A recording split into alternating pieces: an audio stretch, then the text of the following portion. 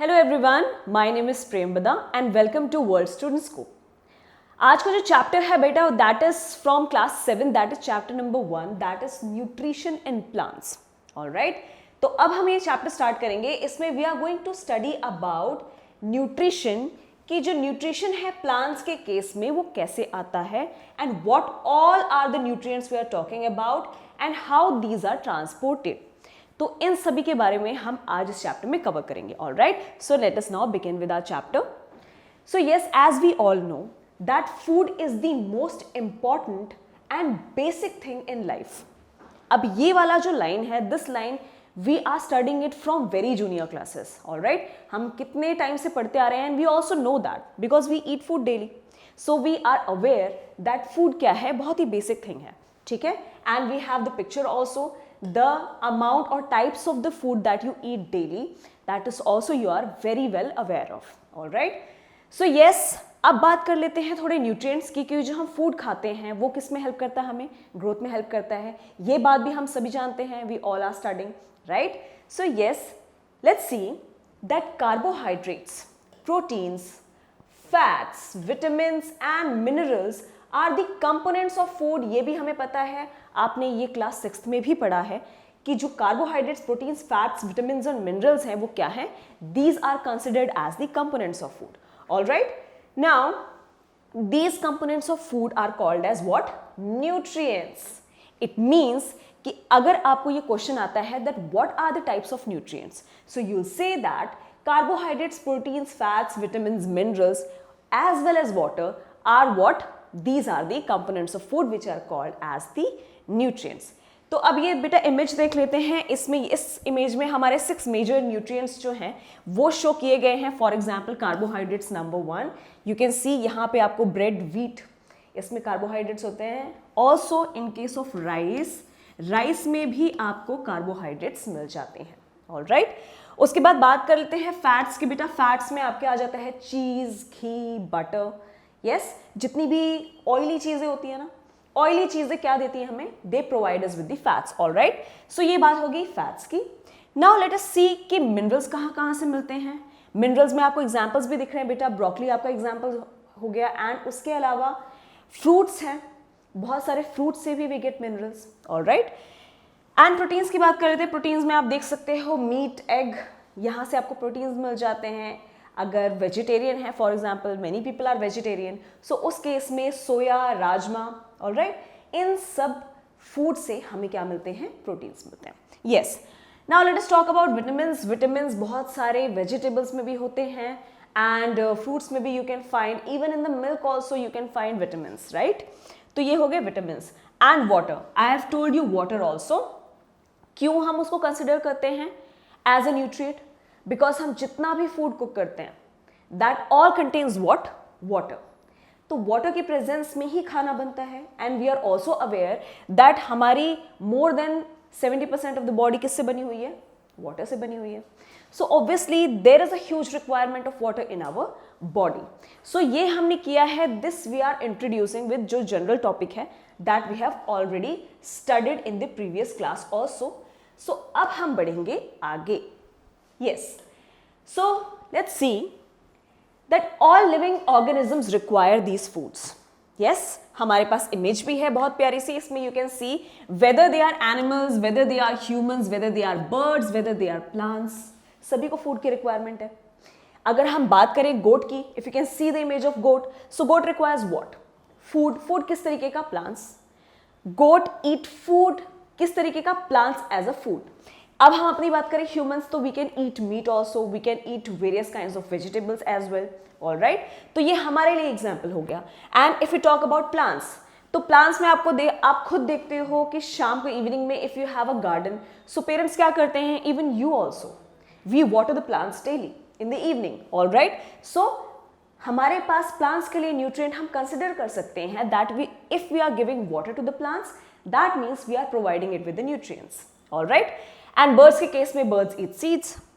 सो कोई भी इंसान, any being, any organism that is living will always require food. ये बात हमने याद रखनी है। यस, अब देखो ये जो हम लाइन अब स्टार्ट करने वाले हैं, जो पॉइंट हम स्टार्ट करने वाले हैं इस चैप्टर में, it is very important. Why? Because इसी के ऊपर हमारा चैप्टर रिवॉल्व कर रहा है, right? So let us see that plants can synthesize food for themselves. ये याद रखना है हमें, क्योंकि हमने यहाँ पे एग्जाम्पल लिया है प्लांट्स का, and we are considering only plants which can synthesize their own food. Yes? अब आप बोलोगे कि हम भी तो खाना पकाते हैं घर पे, it means we can also synthesize our own food. But it is not the case, क्योंकि प्लांट्स क्या करते हैं, प्लांट्स अपनी ही बॉडी के अंदर फूड सिंथेसाइज करते हैं. But in case of animals and humans it is not possible, because you are very well aware that we can not synthesize our own food inside our body. Is it possible? No, क्योंकि हम अपनी body में वो food synthesise नहीं कर सकते जैसा plants कर सकते हैं. सो we will say that plants can synthesize their own food. अच्छा, ये आप इमेज देखेंगे. अब इमेज जो इसके साथ हमने रखी है, ये आपको एक जनरल प्रोसेस दिखा रही है. This image is showing you a general process कि फूड कैसे प्रिपेयर हो रहा है प्लांट्स में. ऑलराइट, तो आपको रिक्वायरमेंट भी दिख रही होगी. एक हम जनरल इंट्रोडक्शन कर लेंगे इसके, क्योंकि हम ये टॉपिक अभी डीप में करेंगे इस चैप्टर में. ऑलराइट, सो देखो प्लांट्स क्या क्या है रिक्वायर्ड है. लाइट रिक्वायर्ड है. इसके लिए carbon dioxide gas which is present in air. उसके अलावा ऑक्सीजन है एंड वाटर है. ऑलराइट, एंड फूड क्या प्रिपेयर हो रहा है इस केस में. प्लांट्स, अगर हम बोल रहे हैं plants can synthesize their own food, so what exactly they are synthesizing. So here is the answer बेटा, they are synthesizing the carbohydrates. Alright, अब वो कैसे कार्बोहाइड्रेट सिंथेसाइज करेंगे, क्या उसके लिए प्रोसेस रिक्वायर्ड है, that we are going to study in this chapter further. Alright, अब देख लेते हैं एक और point which is also quite an important point, that humans and animals are directly or indirectly dependent on plants. अब देखो humans and animals के लिए they have written either they are directly dependent or they are indirectly dependent. अब ये कैसे possible है? Let us see. Now see, look at this image. This is the image of a cow and the cow is eating the grass. तो grass क्या है बेटा? Grass is a plant and cow is an animal. Cow क्या है? Animal. Animal हो गया. So it means this animal, this cow is an animal which is directly dependent on plant. Are you getting my point? This animal is directly dependent on plant. तो ये हमारा एक point तो cover हो गया, that animals are directly, but they have said that they are indirectly also dependent on the plants. अब indirectly कैसे? Let's suppose cow animal है, cow खाता है grass, and what if this cow is eaten by a lion? What if this cow is eaten by a lion? Then what will happen? अब lion क्या है? Lion only eats flesh. Lion कभी तो grass खाता नहीं है, या खाता है? No. So flesh eating animals जो होते हैं lions, let's suppose, what it does is it eats cow and cow eats plant. So it means जो plant की energy है, that is indirectly getting transferred in the flesh eating animals. Are we clear? Alright. So एक हमने ये बात भी याद रखनी है that humans और animals are directly और indirectly. अब in case of humans also, अब हमारी अगर हम बात कर लें बेटा, तो we eat fresh vegetables such as spinach, है ना? तो हम spinach खाते हैं. spinach क्या है? cabbage खाते हैं, cauliflower खाते हैं. what are these? These are the plants. So we can cook them in the kitchen and eat directly. But what if you want to eat chicken one day? So what we are doing is we are also indirectly dependent on the plants. How? Because we are eating flesh of another animal which is dependent on the plants. Alright? I hope we are clear till here. तो इसी के साथ बेटा हम अब आगे बढ़ेंगे, बात करेंगे बेटा अब अपने नेक्स्ट टॉपिक की, that is the mode of nutrition in plants. कि जो न्यूट्रिशन है प्लांट्स के केस में, हाउ इट हैपेंस. अब ये हमारा कुछ मेन टॉपिक स्टार्ट होने वाला है. Alright, so let's see now that plants are the organisms that can prepare food for themselves by using carbon dioxide, water and minerals. Yes, तो ये हमने कुछ ब्रीफ पढ़ लिया था इसके बारे में कि प्लांट्स किस किस चीज की हेल्प से दे prepare their own food. That is with the help of carbon dioxide, water and minerals. Are we clear? तो इसके बाद हमने एक और यहाँ पे पढ़ा था raw material, that was light. ठीक है, लाइट के प्रेजेंस में भी क्या है, प्लांट्स जो हैं वो प्रिपेयर करेंगे फूड। ऑलराइट, तो ये इमेज है बेटा, इमेज में you can see that there is a presence of sunlight first, second carbon dioxide is used, third water is being used, and उसके बाद जो निकलेगा, अब हालांकि बेटा वो तो कार्बोहाइड्रेट निकलता है, that is also called as glucose, and oxygen is released when there is a process where plants make their own food.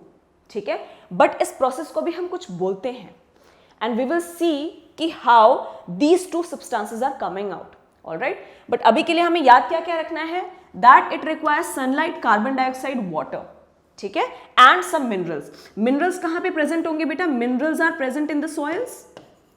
Minerals कहां से मिल जाएंगे प्लांट्स को, फ्रॉम द सॉइल। तो इट मीन्स कि सॉइल से जहां से water it is absorbing, it is also absorbing various kind of minerals which is present in the soil. Yes, तो ये बात क्लियर होगी बेटा हमें।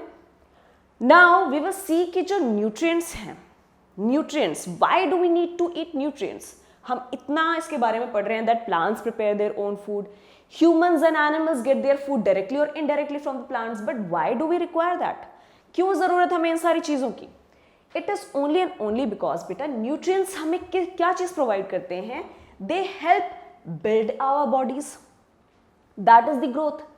अब कोई बच्चा है, when it is born, when that child is born, that child is very small and requires various kind of nutrients to grow.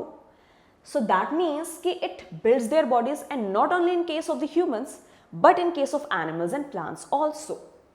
Also it helps us to grow. Growth is the second thing which comes, building their body goes simultaneously with the growth. All right, and it also repairs what, damaged parts. And how?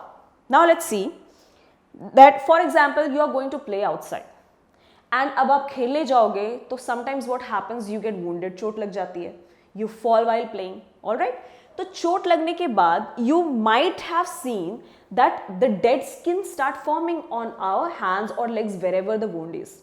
जहां पे भी चोट लगी होती है वहां पे dead skin आना स्टार्ट हो जाती है, and when that dead skin falls off, the new skin comes in that place. उसकी जगह न्यू स्किन आ जाती है, एंड न्यू स्किन आने का मतलब क्या है, किस चीज की डिवीजन हो रही है, कौन सी चीज बढ़ रही है, किस चीज की ग्रोथ हो रही है। तो बेटा यहाँ पे एक टर्म आ जाता है, दैट इज सेल्स। क्या आ जाएगा, सेल्स। अब सेल्स कहाँ प्रेजेंट होते हैं हमारी बॉडी में, so let me tell you that everywhere are the cells. हमारी बॉडी ही सेल्स की बनी है, सारी की सारी।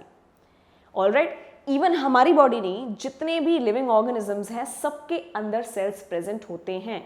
अगर आप बात कर रहे हो कि बेटा ग्रोथ ऑफ द बॉडी की, बिल्डिंग देयर बॉडीज की, सो इट मीन्स हम किसकी बात कर रहे हैं, there is a growth of cell, there is a maturation of cells which is taking place in our body. Alright, cluster of cells होते हैं, इस तरीके से प्रेजेंट होते हैं हमारी पूरी बॉडी में। ऐसे क्लस्टर ऑफ सेल्स प्रेजेंट होते हैं जो क्या करेंगे बेटा, साथ में मिलके बॉडी का स्ट्रक्चर बनाएंगे, they will create the structure of body. कुछ इस तरीके के नजर आते हैं सेल्स। ऑलराइट, अगर आप उसको माइक्रोस्कोप से देखोगे तो। अब आप बोलोगे कि मैम इतने छोटे छोटे सेल्स कैसे हमारी बॉडी ग्रो कर सकते हैं, so let me tell you that cells के अंदर बहुत सारे सेल ऑर्गेनेलीज होते हैं। क्या होते हैं, इनके अंदर बहुत सारे सेल ऑर्गेनेलीज होते हैं। ऑलराइट, एंड सेल ऑर्गेनेलीज क्या क्या फंक्शंस करते हैं बेटा, सेल ऑर्गेनेलीज फंक्शन करते हैं एनर्जी प्रोडक्शन में, है ना, सिंथेसिस में, जो कार्बन डाइऑक्साइड ऑक्सीजन की हम बात कर रहे हैं कि जो उनका ट्रांसफर चल रहा है, उनकी वजह से क्या क्या प्रोसेसेस हो रहे हैं, उन सब में हेल्प करते हैं what, cell organelles.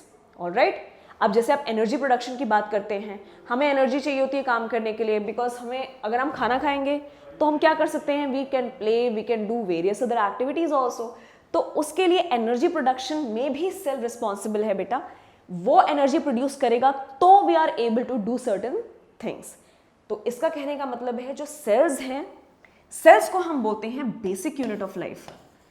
What do we call it as, basic unit of life. Are we clear, basic unit of life समझ में आ गया सभी को, क्यों, क्योंकि सारे बेसिक फंक्शंस में कौन हेल्प करता है, सेल्स। समझ आ गया। तो ये बात आपको समझ में आ गई कि कैसे repair damaged body parts are growing again with the help of cells. Also it provides energy. Energy की भी बात हमने कर ली कि cells are the substances or cells are the unit which is responsible for the energy production, growth of our body, repair damaged part inside our body, and वो किसकी वजह से ग्रो करता है? grows with the help of nutrients. Alright, अब हमारा ये topic continue करेंगे हम, that is mode of nutrition. इसके बारे में हम और डिटेल में पढ़ेंगे बेटा. yes. So let us now see from your NCERT directly that nutrition is the mode of taking food by an organism and its utilization by the body. इन्हें हम ये क्या बताइए बेटा, ये न्यूट्रिशन की डेफिनेशन बताइए कि न्यूट्रिशन बेसिकली होता क्या है. कि न्यूट्रिशन का मतलब ही है कि मोड ऑफ टेकिंग, चाहे आप पानी पी के ले लो, चाहे आप हाथ से खा लो, चाहे प्लांट्स रूट से एब्जॉर्ब कर लें, और लेट्स सपोज लायंस आर, जो फ्लैश ईटिंग एनिमल्स हैं, they are depending on the animals, yes, या फिर प्लांट्स हैं जो खुद अपना खाना प्रिपेयर कर लेते हैं. तो किसी भी तरीके का मोड हो सकता है. Mode can be of any type. Alright, तो उस मोड से अगर आप न्यूट्रिशन ले रहे हो and it is also helping and utilized by the body, तो that whole process is called as what? Nutrition. So it means कि here we are studying the definition of the nutrition. ये क्या है, हमने क्या पढ़ा है अभी? Definition of nutrition. Alright? तो ये हमें समझ में आ गया. अब आता है another important topic. बहुत important topic है, इसका नाम हमें याद रखना है, बिल्कुल नहीं भूलना है. नोट्स में आप चाहे लिख लो इसको, साथ के साथ अपने नोट्स बनाते रहने हैं. Yes? So let us see that there are two modes of nutrition. क्या है? दो तरीके के मोड्स होते हैं न्यूट्रिशन के. हमने बात कर ली न्यूट्रिशन की, न्यूट्रिशन क्यों रिक्वायर्ड होता है हमें, एंड न्यूट्रिशन के डिफरेंट मोड्स होते हैं जिससे बॉडी न्यूट्रिशन लेती है and it is further gets utilized in our body. अब बात आ जाती है बेटा, there are two modes of nutrition. First one is the autotrophs. सबसे पहला मोड ऑफ न्यूट्रिशन क्या है? Autotrophs.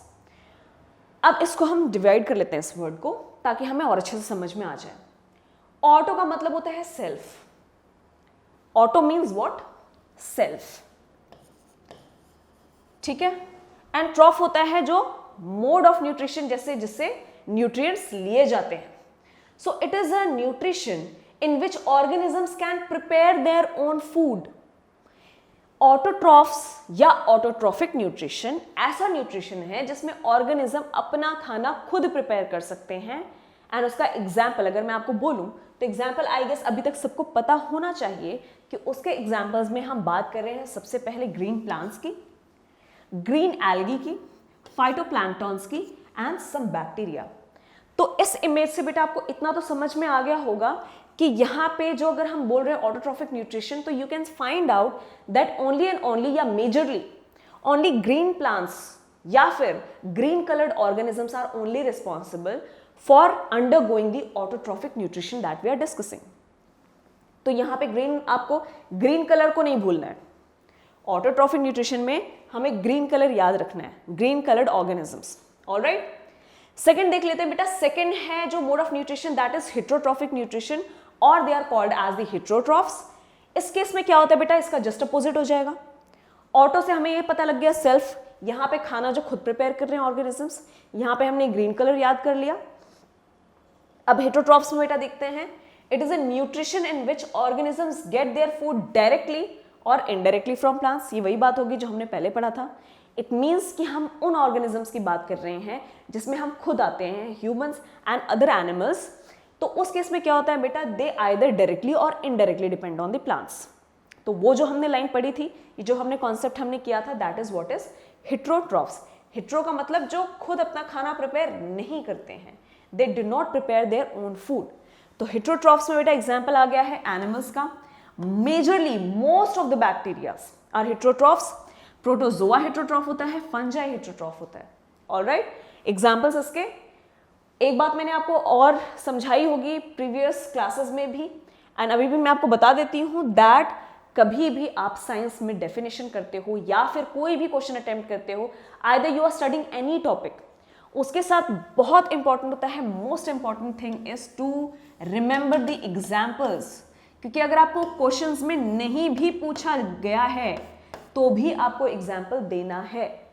That is a necessity. That is when your answer gets complete. That is when any topic gets complete, because you must remember or you must know all the examples of the topics that you are studying in the class. All right.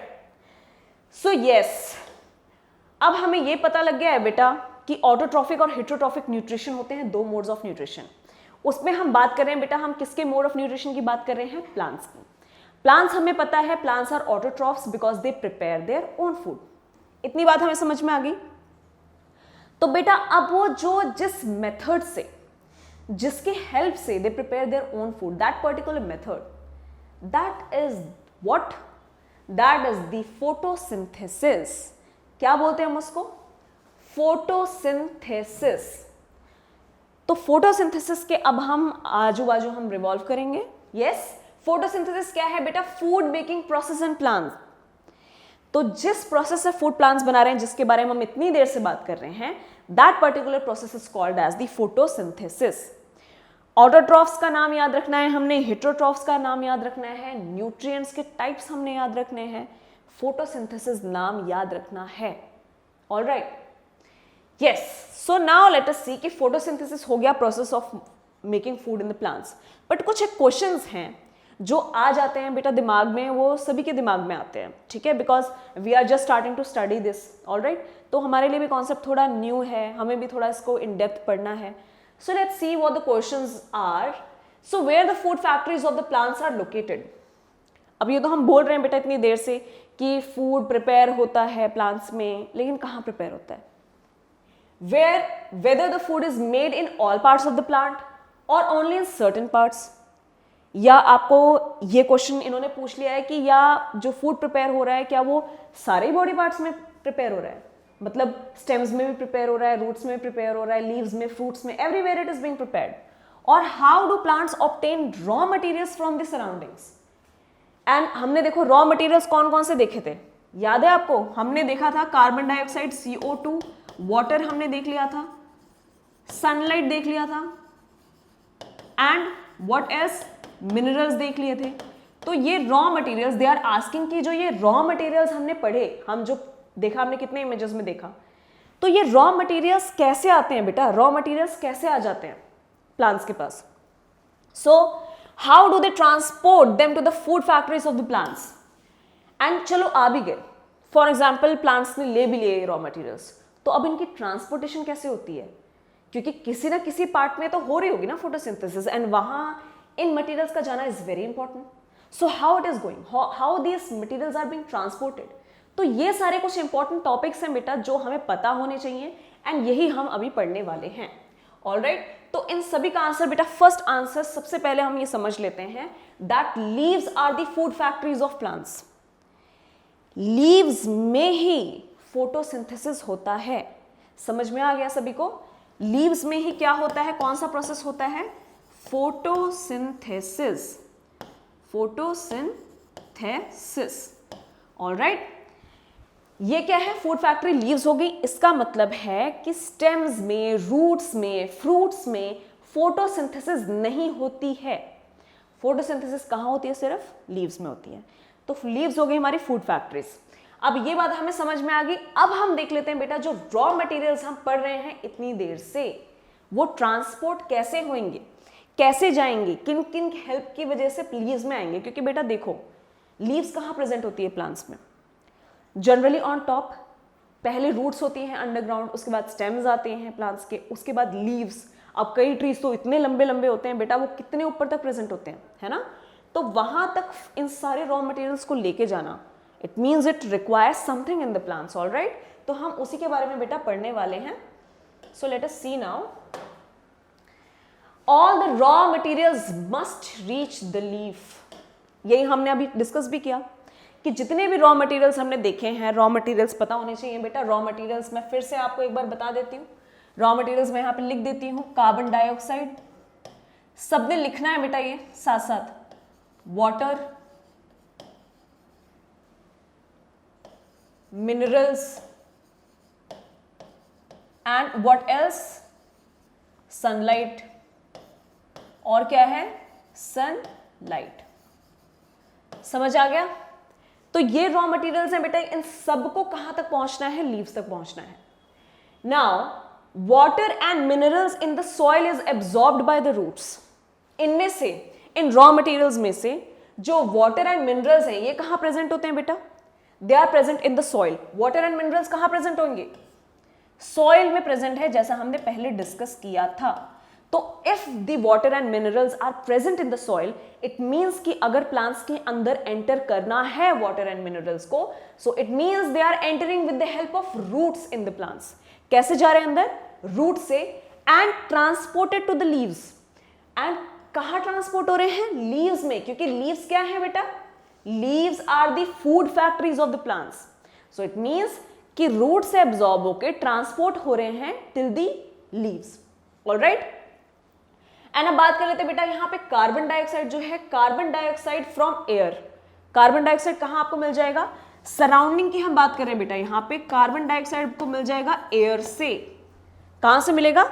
Air से. So carbon dioxide from air is taken in through the tiny pores.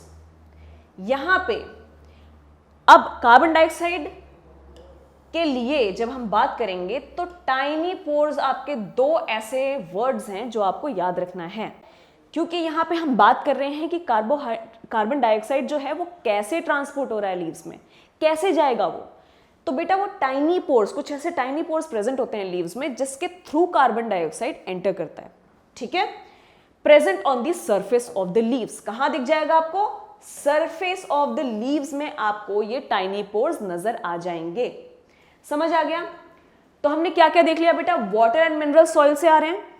Carbon dioxide कहां से आ रहा है? Air से आ रहा है.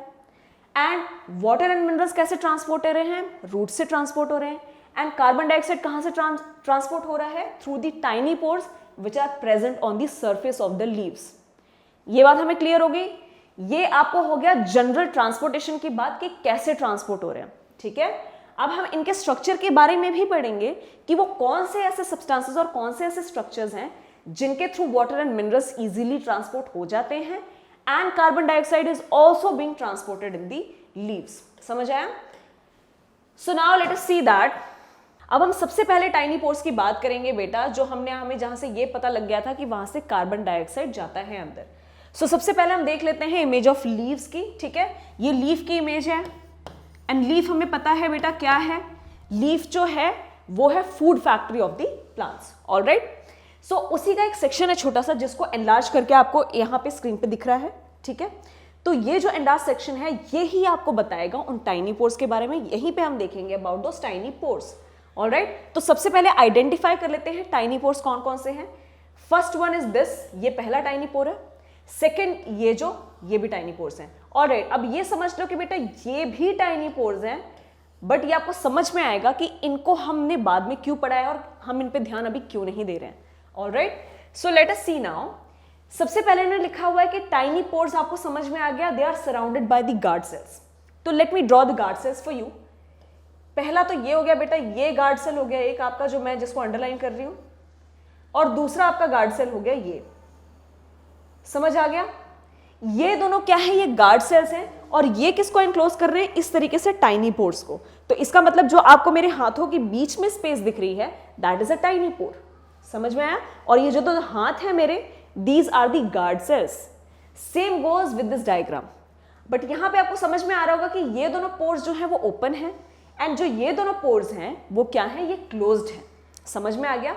And these tiny pores जिसके बारे में बात कर रहे हैं, which can easily see through my hands also, these are called as the stomata. इनको क्या बोलते हैं हम? स्टोमेटा. इन्हीं टाइनी पोर्स की हम बात कर रहे हैं बेटा जिसके थ्रू क्या जाएगा? Carbon dioxide. यहां पे आपको लिखा भी हुआ है ये कार्बन डाइऑक्साइड है जो देखो एंटर कर रहा है थ्रू दी टाइनी पोर्स. समझ में आ गया? एंड यहां पे आपको क्लोज्ड स्टोमेटा दिख रहा है, ये बंद है. समझ आया? तो इतनी बात हमें क्लियर होगी बेटा. ये बात होगी टाइनी पोर्स के बारे में. ठीक है. अब हम आगे दूसरे ट्रांसपोर्टेशन के मीन्स के बारे में बात करेंगे. So water and minerals are transported to the leaves by the vessels. हमने कार्बन डाइऑक्साइड के बारे में समझ लिया. अब वाटर एंड मिनरल्स देख लेते हैं बेटा. They are coming from the roots and water minerals are transported with the help of the vessels. उसके लिए गार्ड सेल्स थे कार्बन डाइऑक्साइड के लिए. ठीक है. स्टोमेटा था मैं लिख देती हूँ यहाँ पे सो दैट आपको रिलेट करने में आसानी हो। कार्बन डाइऑक्साइड के लिए क्या था बेटा? स्टोमेटा, ठीक है, stomata. And water and minerals के लिए क्या है? वाटर एंड मिनरल्स के लिए है वेसल्स।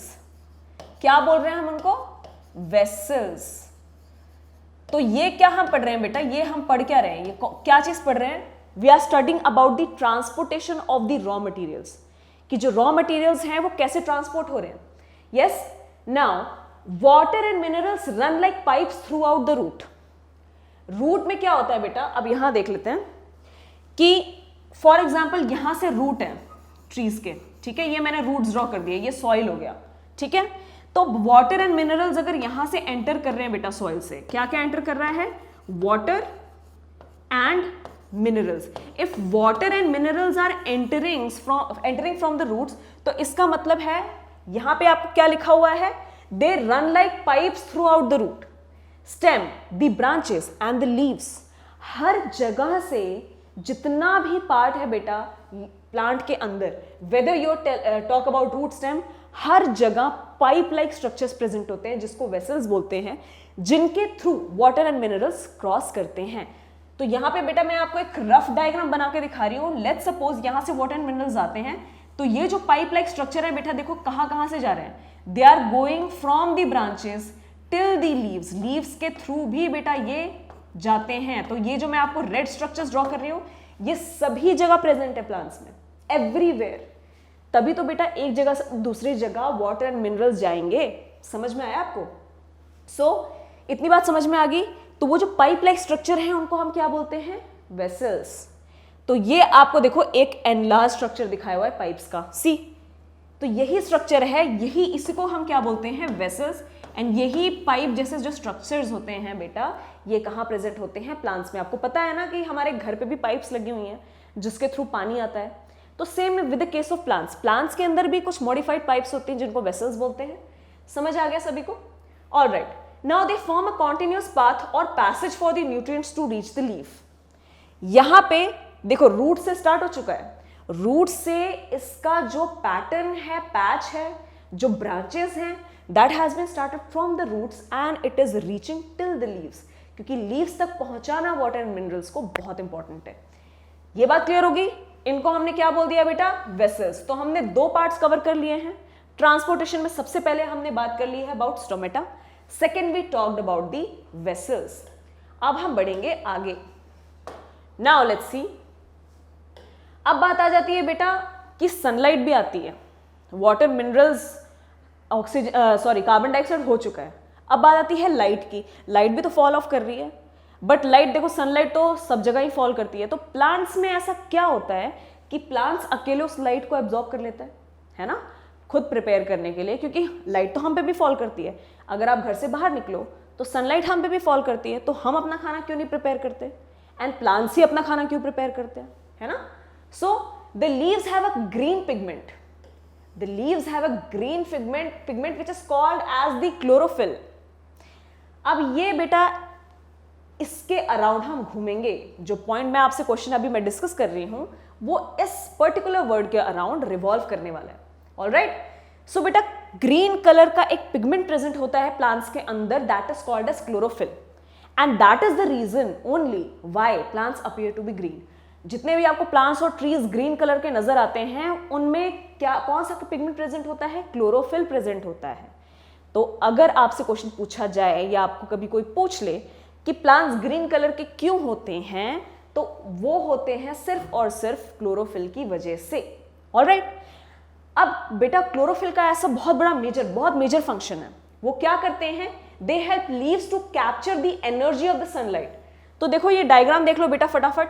यहां से देखो सनलाइट फॉल ऑफ कर रही है, सनलाइट यहां से गिर रही है, ठीक है, और सनलाइट किसके कौन कैच कर रहा है? लीव्स कैच कर रहे हैं। लीव्स के अंदर क्या प्रेजेंट है? क्लोरोफिल प्रेजेंट है, and chlorophyll is helping the light to capture in them. तो ये क्लोरोफिल जो इसके अंदर है वो लाइट कैप्चर करने में हेल्प करता है। समझ में आ गया? तो दैट इज वाई, क्योंकि हमारी बॉडी में ग्रीन कलर का पिगमेंट तो है नहीं, हमारी बॉडी में क्लोरोफिल नहीं है, तो वो लाइट कैप्चर नहीं करेगा। इंस्टेड जो प्लांट्स में क्लोरोफिल है वो कैप्चर कर सकता है। Alright, so this energy prepares food from carbon dioxide and water अब इसके साथ हम बाकी रॉ मटेरियल्स मिक्स कर देंगे, सनलाइट होगी, कार्बन डाइऑक्साइड हो गए, वाटर हो गए, मिनरल्स भी हो गए, ठीक है। अब हमें पता लग गया बेटा कार्बन डाइऑक्साइड कैसे जाता है, स्टोमेटा के थ्रू जाता है, ठीक है। वाटर एंड मिनरल्स किसके थ्रू जा रहे हैं, वेसल्स के थ्रू जा रहे हैं, ठीक है, वेसल्स के थ्रू जा रहे हैं, एंड लाइट क्लोरोफिल के थ्रू जा रही है, ठीक है। तो जो हम अभी तक पढ़ रहे हैं कि रॉ मटेरियल्स कैसे जाएंगे, उनके 3 आपको जो बेसिक हैं ट्रांसपोर्टेशन के मीन्स वो आपको पता लग गए हैं, ठीक है। ये बात समझ में आ गई है हमें।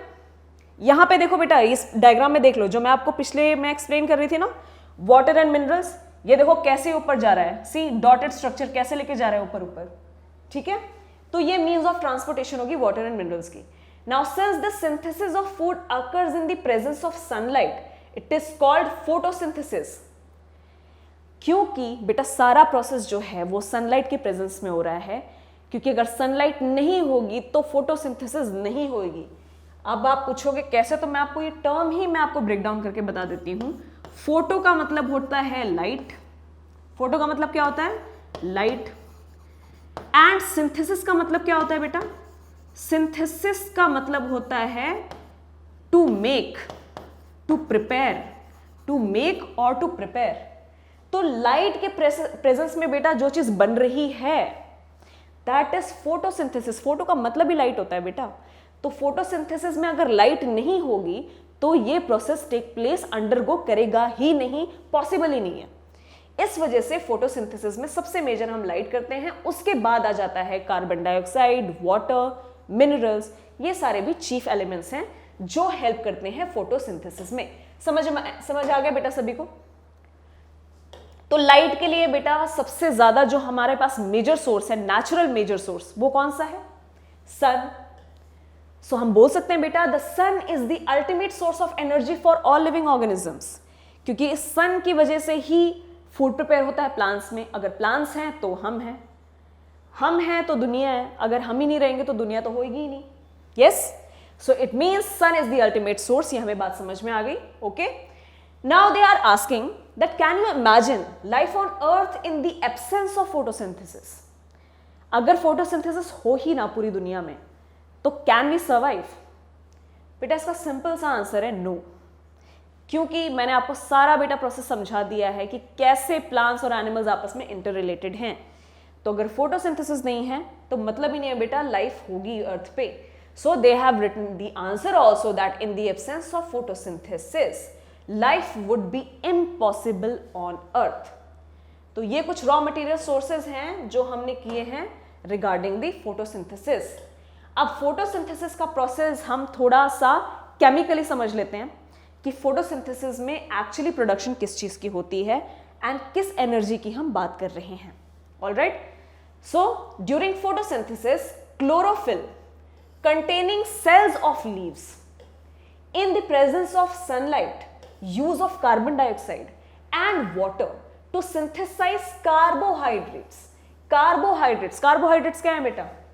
कार्बोहाइड्रेट्स हमने किस कैटेगरी में पढ़ा था? न्यूट्रिएंट्स। न्यूट्रिएंट, कार्बोहाइड्रेट क्या है? न्यूट्रिएंट। तो इतना तो बेटा हमें समझ में आ रहा है कि कोई तो न्यूट्रिएंट बन रहा है प्लांट्स के थ्रू। ऑलराइट, तो ये जो हमने बेटा ये लिखा है ना, इसमें हमने सब कुछ इंक्लूड कर लिया है जो जो रॉ मटेरियल्स हमने पढ़े थे।